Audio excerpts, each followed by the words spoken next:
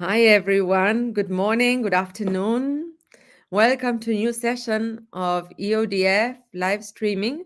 We're going to have a nice conversation today with two great people, contributors to our community.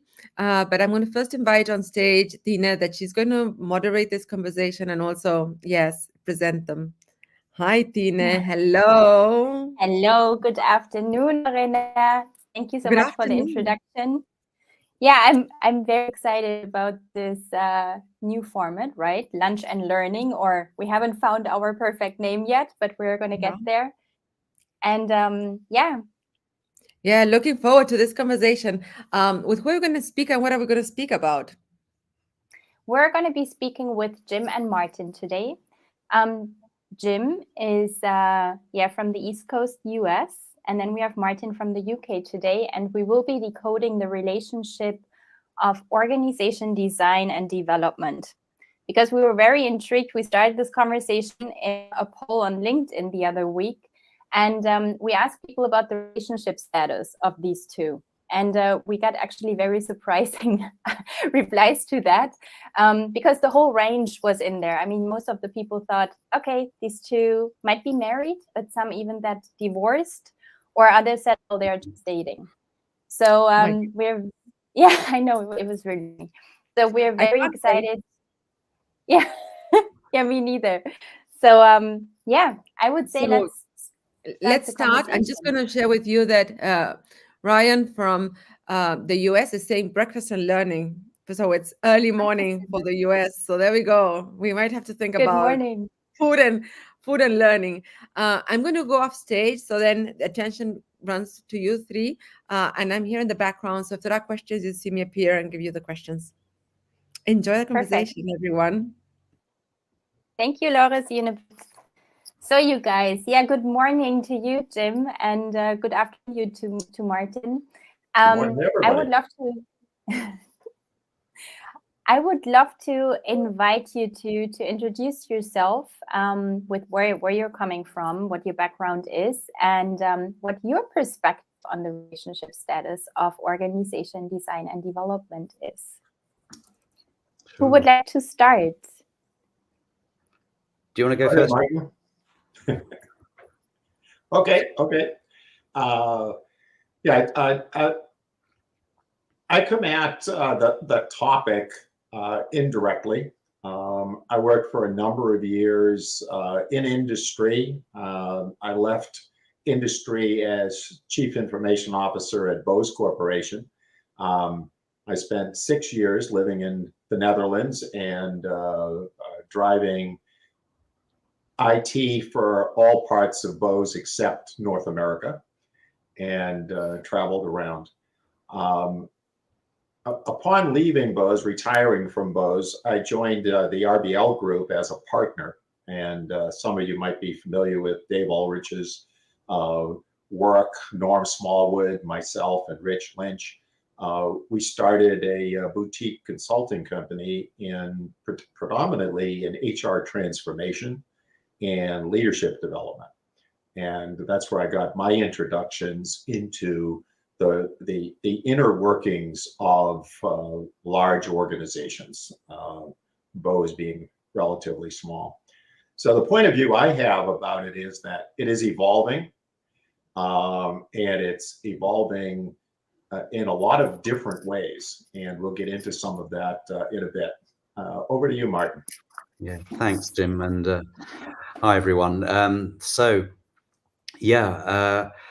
I am chief exec of a consultancy here in the UK called Maven, and I got into this work through the arts and humanities. So Jim and I were talking before, and realizing that in many ways I think we're aligned in our perspective, but our way into this is quite different.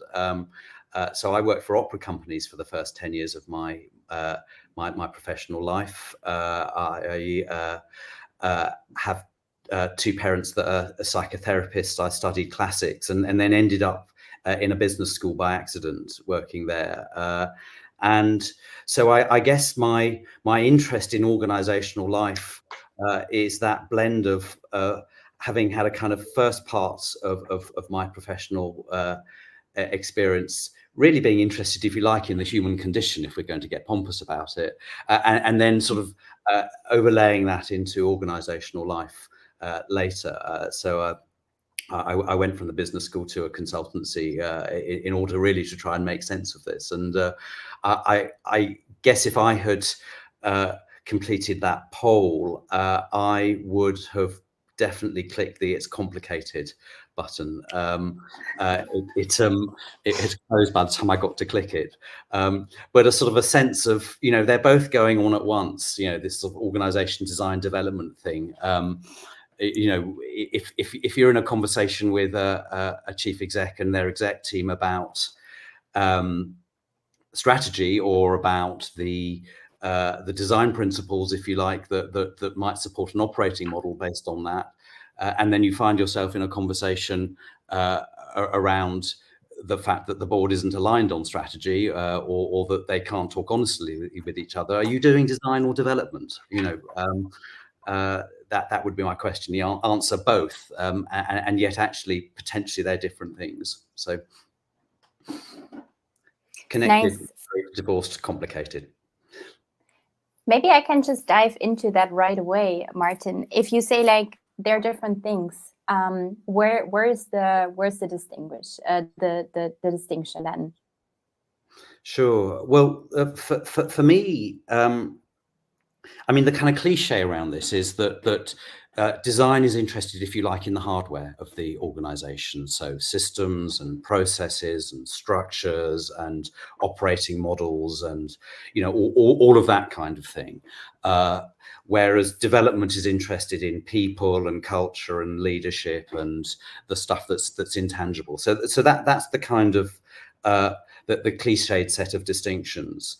And certainly, if I think about my background, I trained initially. I guess I would have said I trained as a development person. The kind of people that influence the work that I did in my early time around this, were people from the world of psychology and sort of that sort of HR side of things, and it was only later that I discovered ideas like operating models and those kinds of tools, business process engineering and so on.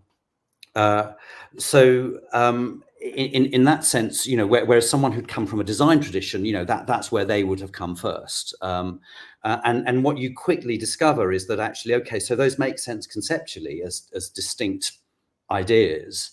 But as soon as a practitioner, you come and you sit in an organization, you have to do some work with them.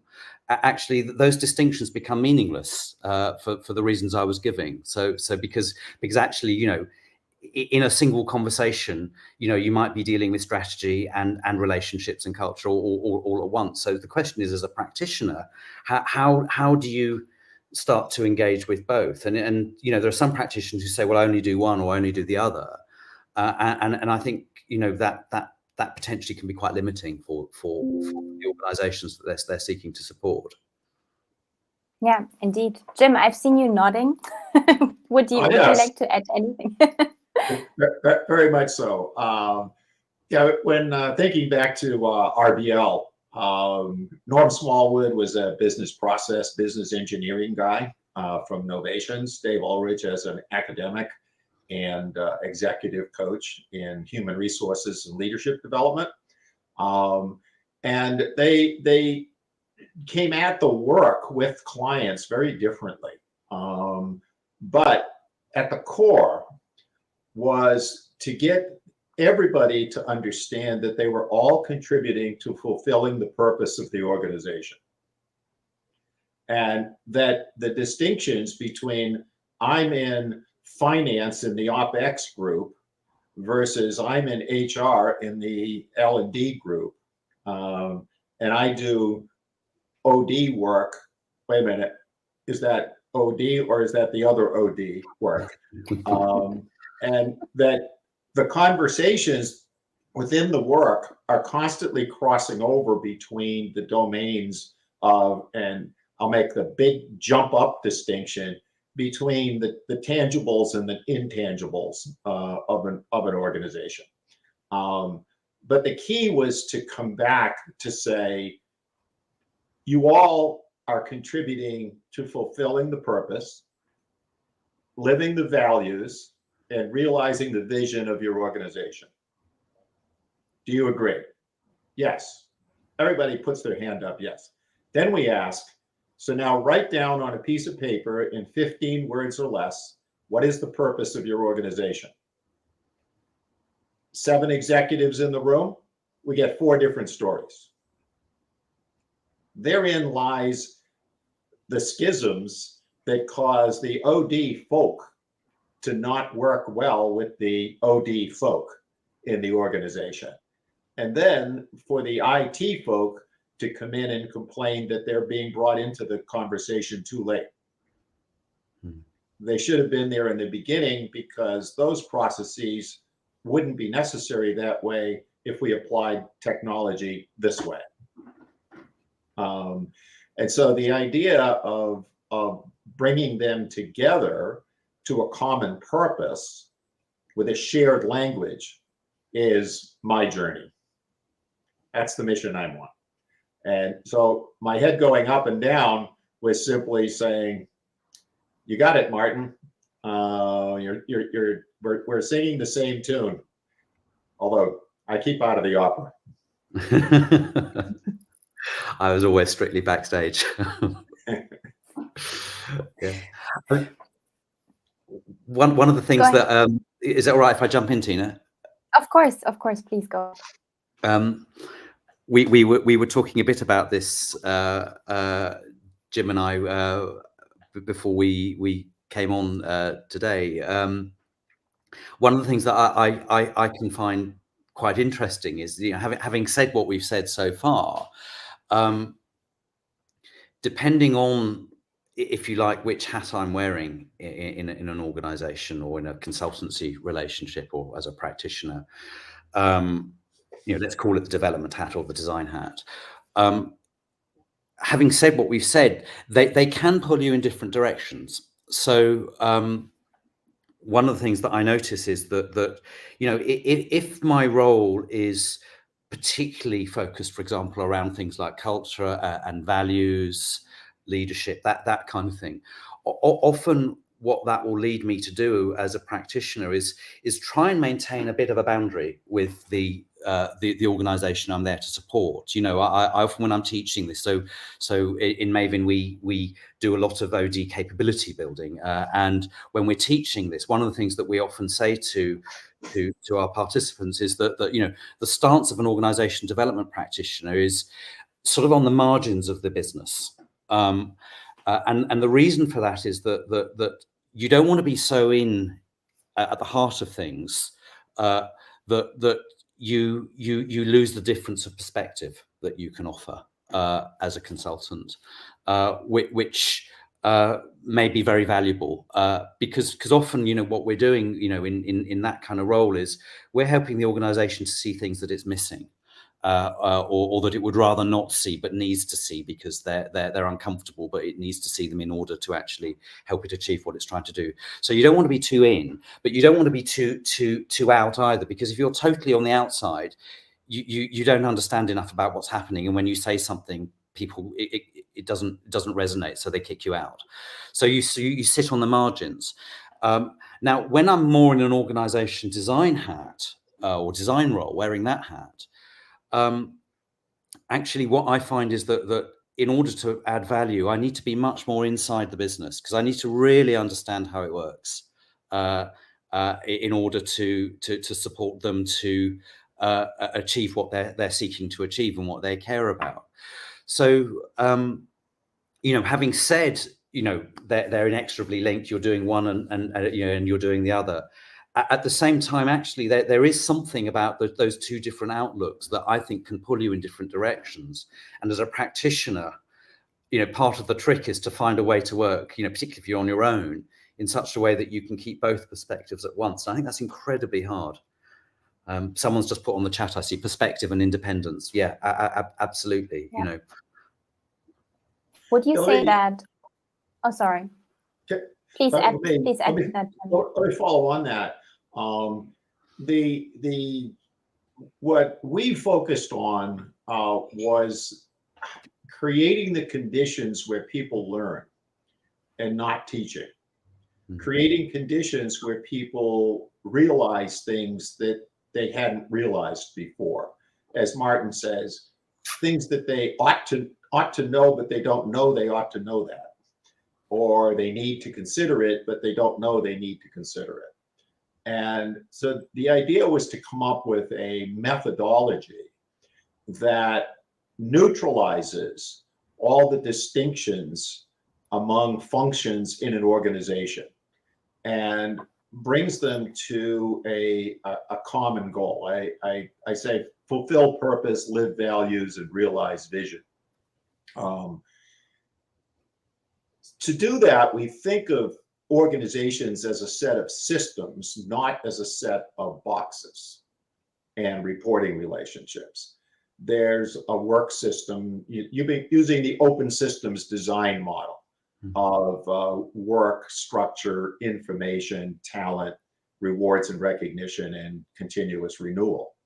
And then in the middle of that is an alignment system.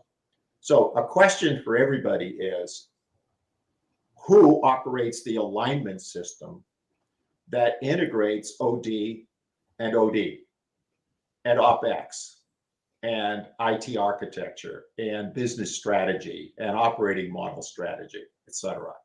Who in your organizations, or turn that question around a little bit, would be, what would be different if there was an agent in the organization that brought those all together to fulfill purpose, live values, and realize vision? And break that question up into any way you like, and pose it to us, because we'd really enjoy hearing seeing your perspectives, and then hearing them perhaps, and responding to that.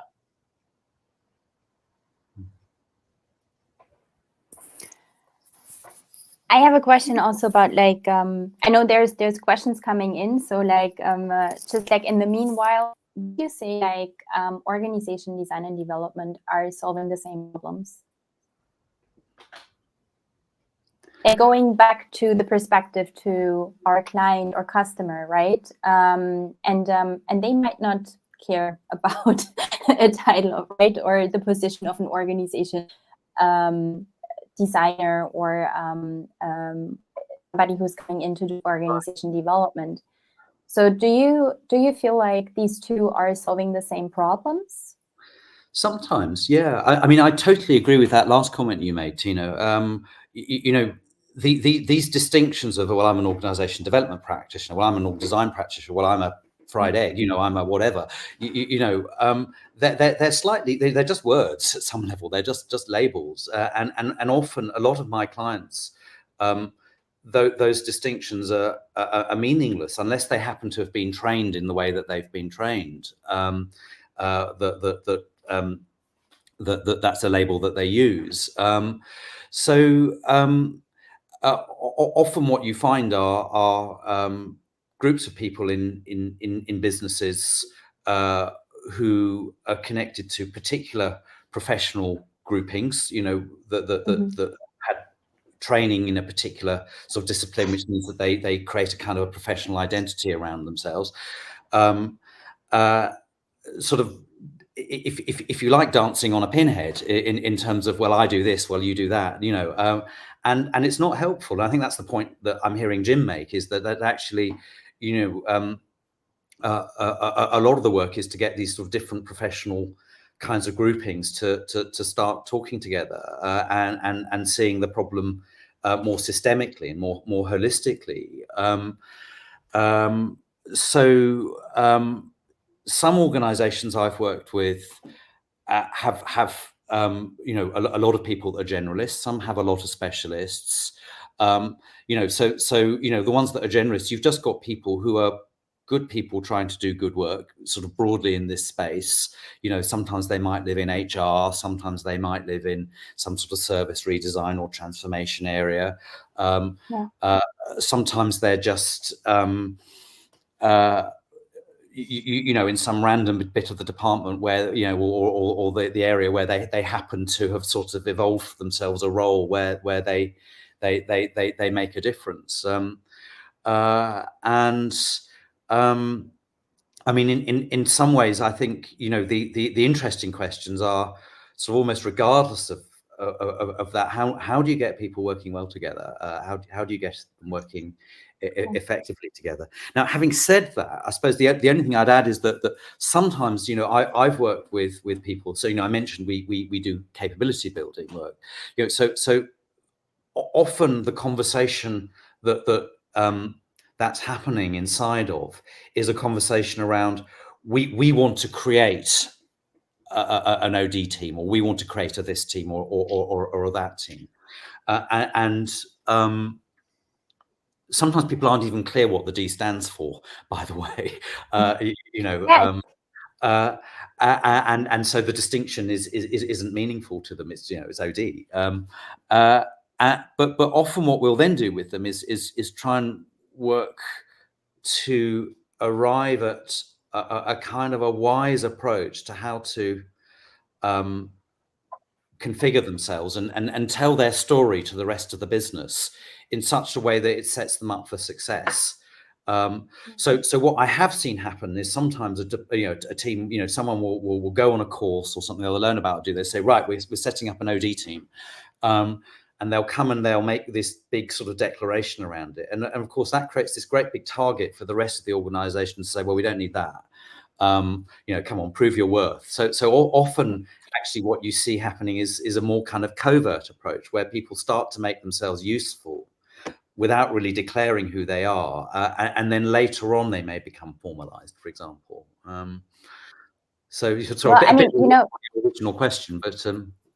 My question is also coming from, I'm originally German, and you won't find organization design too much in German textbooks, right? So organization development is kind of like, the umbrella and transformation, to put a lot of topics under there, right? So, I mean, first time I got in touch with I studied in English, and then we had the subject of organization design in business school. And it's just interesting because in the end, obviously, what are the problems we are solving, right? And how far do we need to make this distinction to make sense and to be most serving to our client or customer in the end, right? So this was just my train of thought. Yeah, and just to finish that before I hand over to Jim.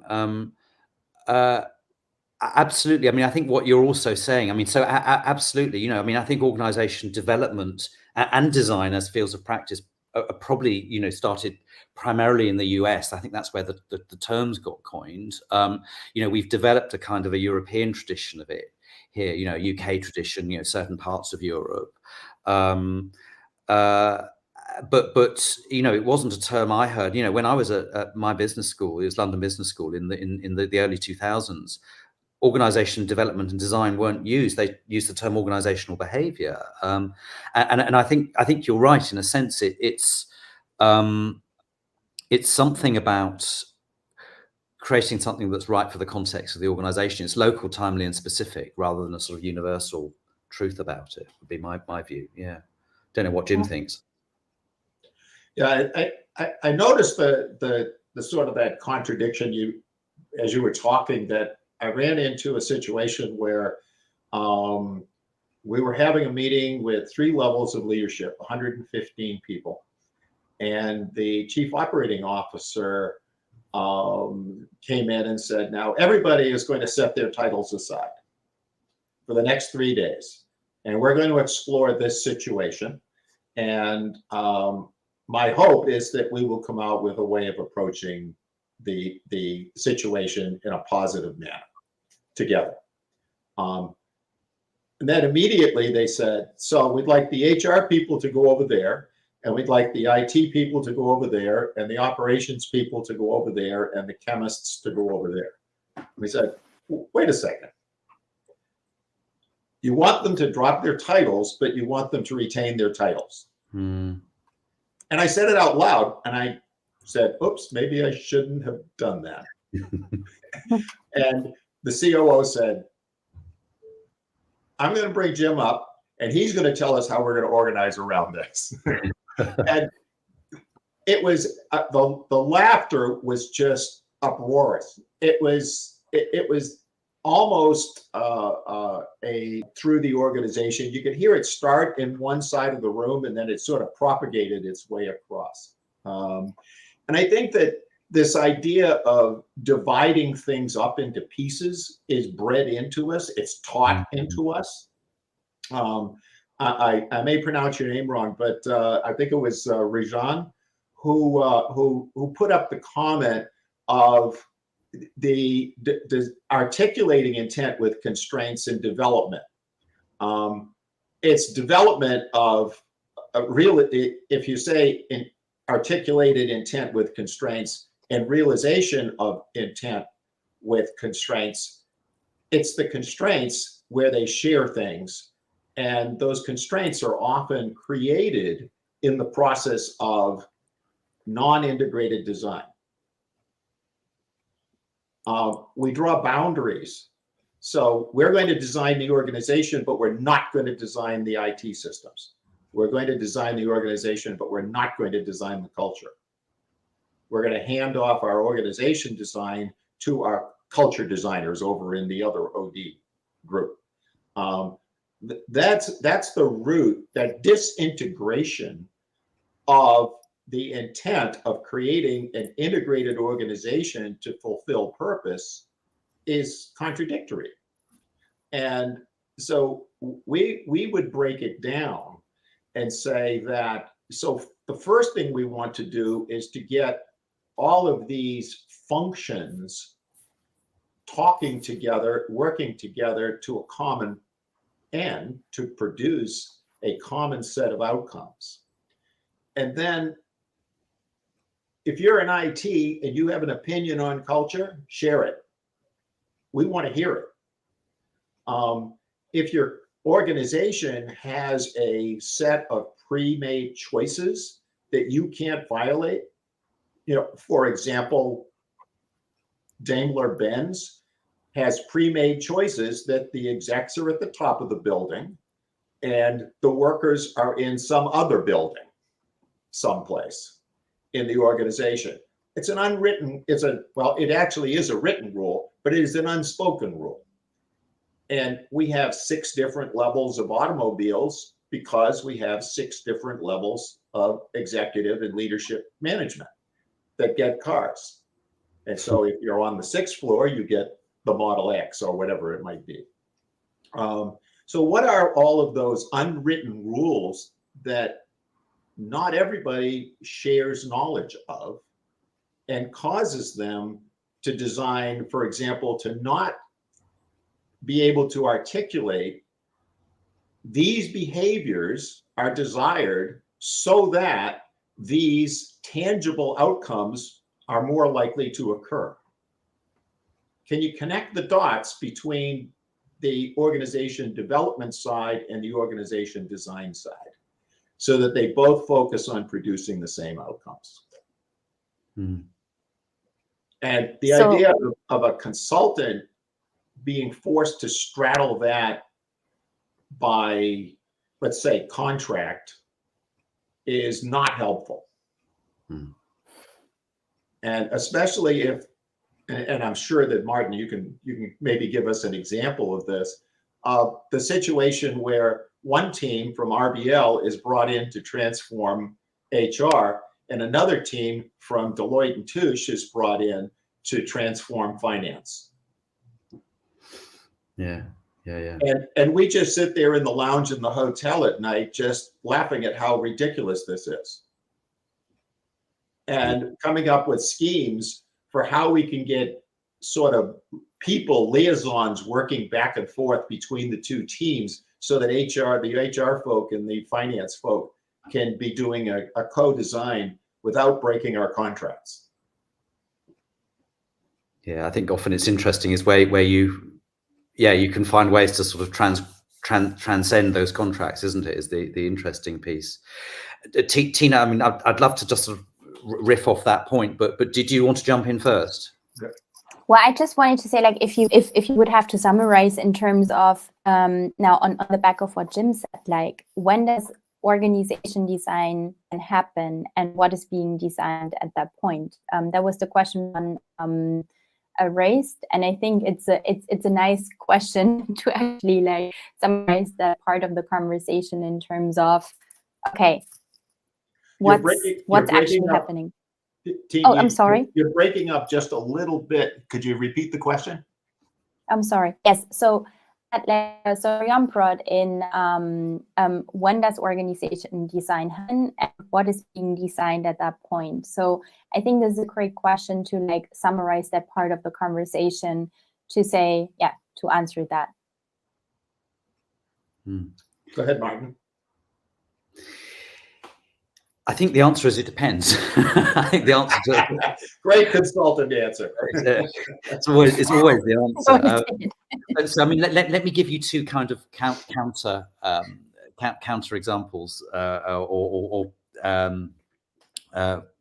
different sort of perspectives on that. You know, so I mean, we have one client at the moment that we're working with where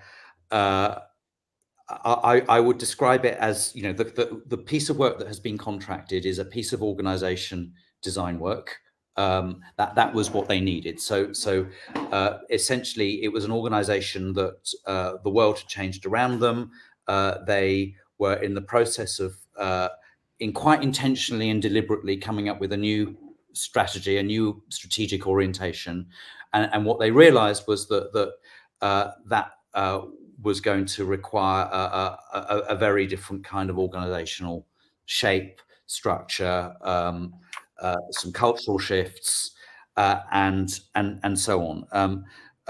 What they tended for was organization design, and that's what we went for. And what we have done over the last sort of 18 months or so with this business is in a fairly kind of formal way, if you like, you know, work through, first of all, getting a clear strategy, making sure people are on board with that, making sure that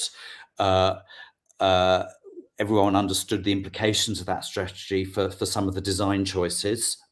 So that would be sort of, you know, what would be the different ways of configuring the organization, cutting it up, coming up with a high level design. Then as phase two, starting to take each of the sort of three main divisions that were then created, having recruited in new people into those top teams and created a new top team, and working with those new people then to design their areas. And that's what we're in the process of doing at the moment. So you know, that would be quite a kind of classical bit of organization design. Now, I make it sound relatively tidy. The reality is that you know, it has moments of tidiness, but a lot of it is quite messy, because actually simultaneously to doing that work, you're dealing with a lot of strong feelings, people with different and contested visions for the future of the business, people whose careers are being affected, people who are exiting the business, people who are coming in, a lot of anxiety around whether this is going to work, a lot of that, you know, and all of that's starting to play out. And so part of our role is around containing that. At the same time, we're also supporting that team to learn to lead the kind of change that you know, and to have the kind of conversations that kind of change is needed. So you know, that would be a kind of you know, classical textbooky contract. On the other hand, we have a contract with an organization that doesn't think like that way, doesn't approach that way. Its context doesn't allow for that, because actually its future is unknowable. So actually, all they know is that they need to stay fit for purpose. And actually what they want is something that's much more sort of emergent, much more incremental. They want us working alongside them, sort of sometimes moving into doing things for them. At one point they had one of, you know, this was a much bigger organization. So they had one of the the major consultancies come in and create a whole new operating model for one of their areas, but it was a boilerplate model. So actually our work was, and this is, sort of to the point Jim was making a few minutes ago, our work in that context as a sort of smaller consultancy was to almost liaise between the big formal operating model stuff that had come through and the reality of the business on the ground in order to actually get those operating models to work in practice. Things were changing all the time, and so, when I look back over a kind of a year of working with that organization, I see, stuff has changed. They've responded to their environment. They've done well, but actually there wasn't that kind of plan or vision at the beginning. So I think, it really depends. It depends on the context. It depends on the individuals. It depends on the players. And I mean, if I may, sort of noticing a question from Mark that was directed at me, I think from something I was saying earlier around the impact of internal organisation development consultants, and how that plays out when they need to be outside of the system or next to the system boundary. And I think that latter story I was telling is a really good example of where we were able to work well there. So you're absolutely right, Mark. The internals at one level weren't able to quite hold the boundary in the way that I think in some ways they might have liked to, because they were part of the politics of the organisation. They were part of the system. They were subject to those sort of dynamics, which meant that certain things that they wanted to challenge on, they just weren't able to. It would have been career limiting, or they wouldn't have got a listening to. On the other hand, they knew an awful lot more about their business than we did as externals. And we as externals were able to have that marginal perspective, have the luxury of being able to be more challenging, walk away if it wasn't going to work without it being, career limiting for us beyond this one contract, which meant we could take risks. And what we started to do in this context was build a really kind of good alliance with those internals around, okay, what's your part in this that only you can do? What's our part that only we can do? How can we work together? How can we support each other? How can we make you look good when that's needed and build your reputation and your identity so that you don't need us? We can leave you stronger. How can we build your capability where there are things that we might know that you don't? So often, I think we'll work with that quite intentionally and put that on the table. Amazing. So guys, I think this is going to be the last question, and I would like to direct it to Jim for now. What potential and appetite do either of you see for radical org design, such as decentralization and democratization, developing hierarchy and inverted distribution of authority? Yeah, let me deal with the appetite first. The appetite seems to be a lot stronger than the will. The concept that we push is that you have a hierarchical control structure in your structure system, but your work is organized around essentially organizing networks of teams. And where I say the desire for that is high, but the will to actually go through with it sort of fades out fairly rapidly today, is because leaders don't have the information, of the holistic information of their organization that they need to self-organize and self-design and decentralize. Until they develop the ability for leaders to come together and organize to provide their organization with capabilities, as Martin described them earlier, they can't get to those self-organizing structures, or the highly decentralized structures.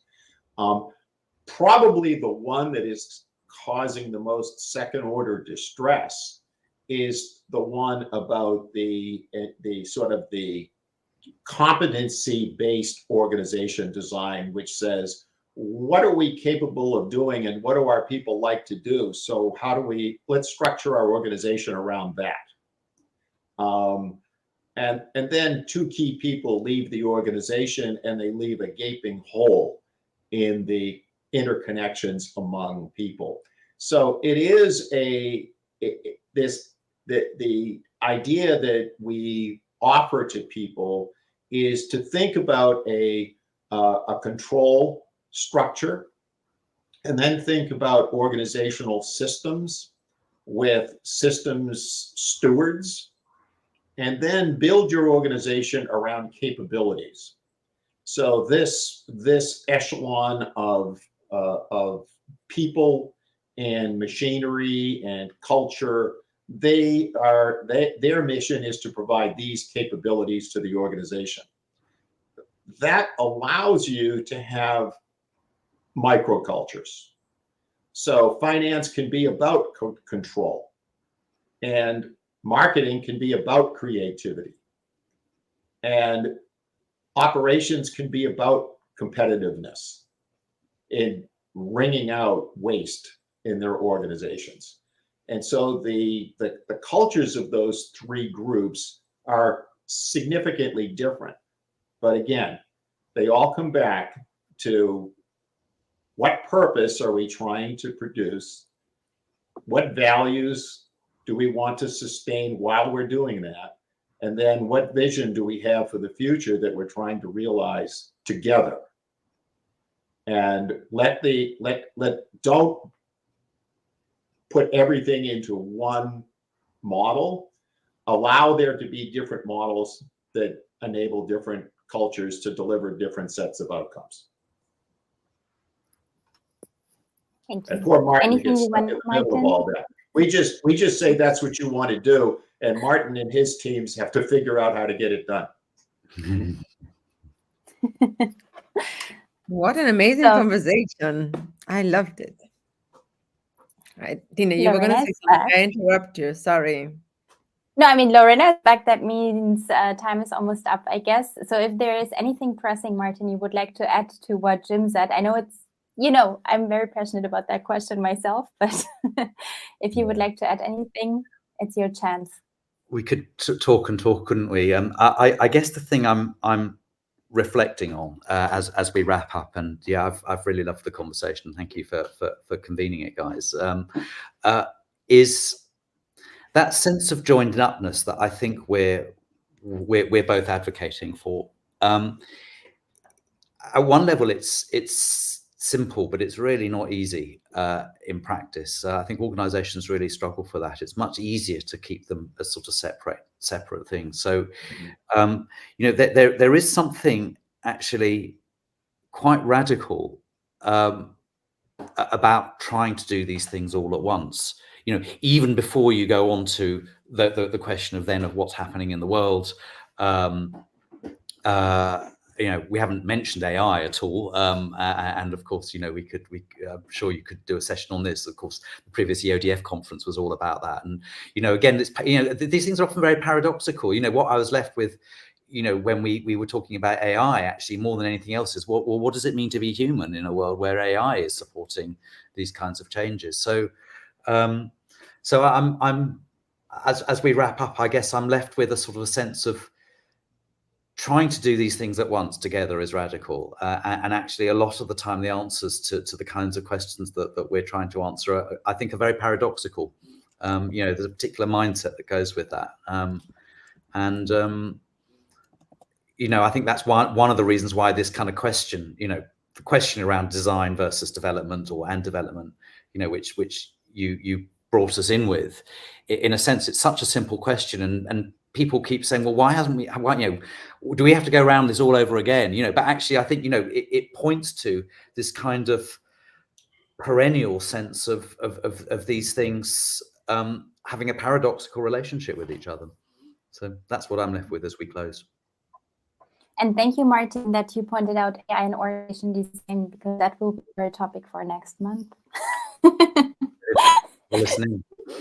Perfect tying it in. Thank you for that. I didn't even know. All right.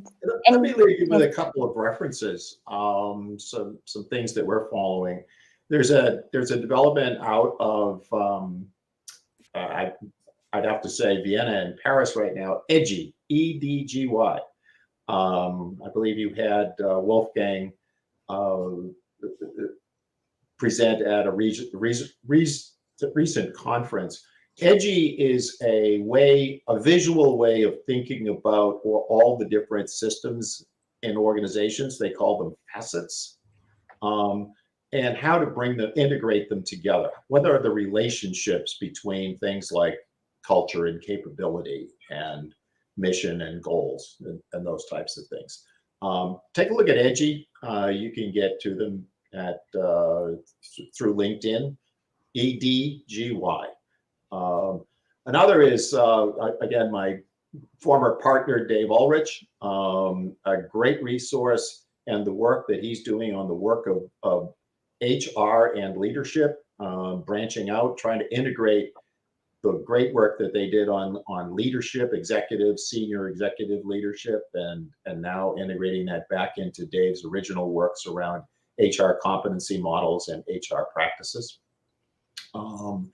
And how to integrate those things. ADP, the payroll folks, are doing a lot of good work on self-designing, self-organizing teams, and urging the ERP suppliers to shape their software to be less command and control oriented and more self-organizing oriented, and to acknowledge the fact that communications don't follow organizational structural lines. People don't work in the little boxes that they put them in. People work in ways that they want to work today more than ever before, especially in the US. And I would say the US and Australia seem to be way out ahead of forget the boxes and just get the job done. Mm-hmm. And that's breaking down a lot of the other systems and making it easier for self-designing and self-organizing teams.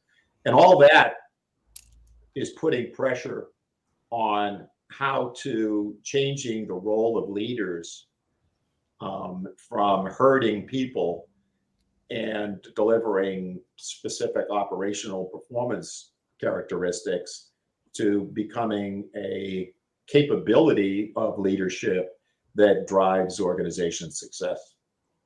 And another trend for consultants, and I got to watch Martin's expression on this. Don't try to be the smartest person in the room. Try to be the most influential person in the room. Yeah, very nice. Great, very well said.